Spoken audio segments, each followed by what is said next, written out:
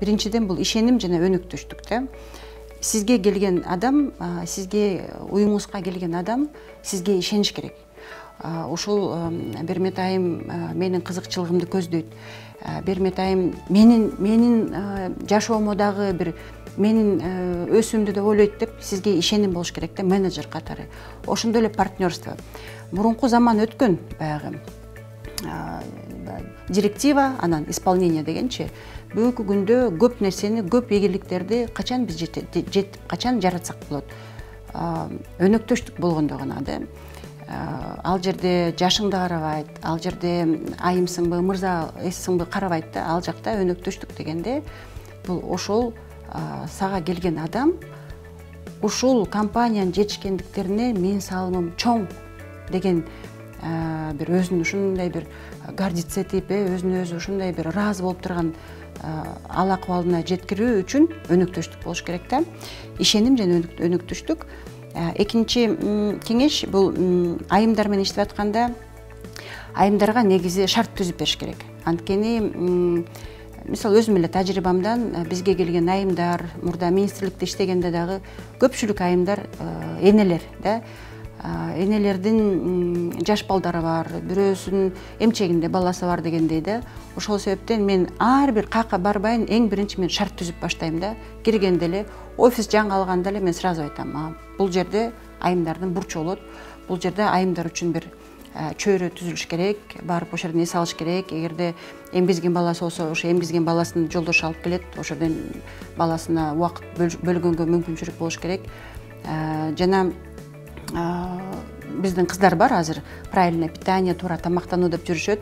Алардын да туура тамактануусу жакшы болуш үчүн ошол эле кеңсеге жана блендер, ушундай бир нерселерди алып коебуз. Анткени алар келет, өзүнүн жашылча жемиштерин алып келет, ошол жерден блендерден дырылдатып өткөрүп туруп ичип алат, коктейлдерин ичип алат.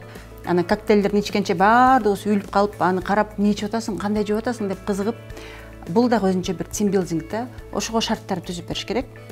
Үчүнчүсү бул сөзсүз түрдө чыгармачылык болуш керек иште. Иштөө принциби чыгармачылыкка негизделиш керек да. Чыгармачылык деген жерде обязательно күлкү болот, юмор болот да.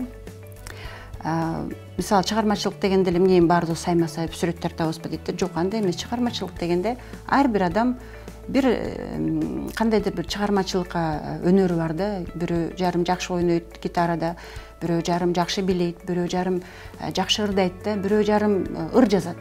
Ошолордун баарын алып келип бириктирип, бир какой-то бир творческий продукт кылыш керек компаниянын атынан. Анан ошол нерсе жөнүндө коомчулукка бөлүш керек да. Сен аны бөлүшүп атканда бөлөк компаниялар көрүп сенден үйрөнөт ошону. Анда булар да ушинтип эткен, анда мен да кылайын деп. Бул эмнеге алып келет? Бул деген баягы эле ишенимге алып келет. Бул баягы эле өнөктөштүккө алып келет. Бул баягы эле компаниянын миссиясына ошол адам сага келип иштеп берип аткан адамдын катышуусу болот да. Буну орусча айтканда приверженность деп коет.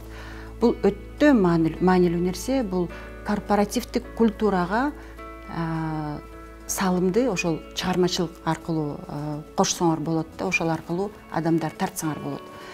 Үчүнчүдөн сөзсүз түрдө сизге келген, сиздин командада иштеген адамдардын профессионализмин өстүрүш керек.